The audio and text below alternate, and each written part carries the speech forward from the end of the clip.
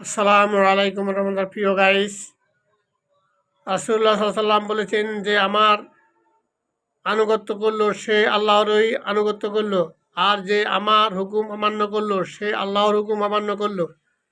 যারা আমিরের আনুগত্য করলো তারা আমার আনুগত্য করলো, আর যারা আমিরের আদেশ অমান্য করলো সে প্রকৃতপক্ষে আমারই আদেশ অমান্য করলো। খুবই গুরুত্বপূর্ণ হাদিস। প্রিয় গাইস, প্রিয় বন্ধু, প্রিয় দর্শক শ্রোতা ভাইরা, হাদিসটি খুবই গুরুত্বপূর্ণ বলে আপনার হাদিসটি বেশি বেশি করে শেয়ার এবং সাবস্ক্রাইব করে দিবেন, যেন সবাই হাদিসের কথাই জানতে পারে। রসুল্লাহ সাল্লাম বলেছেন, যে ব্যক্তি আমার আনুগত্য করলো সে আল্লাহর আনুগত্য করলো। যে রসুলকে মানলো সে আল্লাহকে মানলো, অর্থাৎ আল্লাহকে মানা নির্ভর করে রসুলের মানার উপর। কুলিল কুনতুম তুহিব্বুন আল্লাহ ফাত্তাবিউনি, যে ব্যক্তি আল্লাহকে ভালোবাসতে চায় সে যেন আপনার আনুগত্য করে, আপনার হুকুম মতে চলে। আল্লাহ আমাদেরকে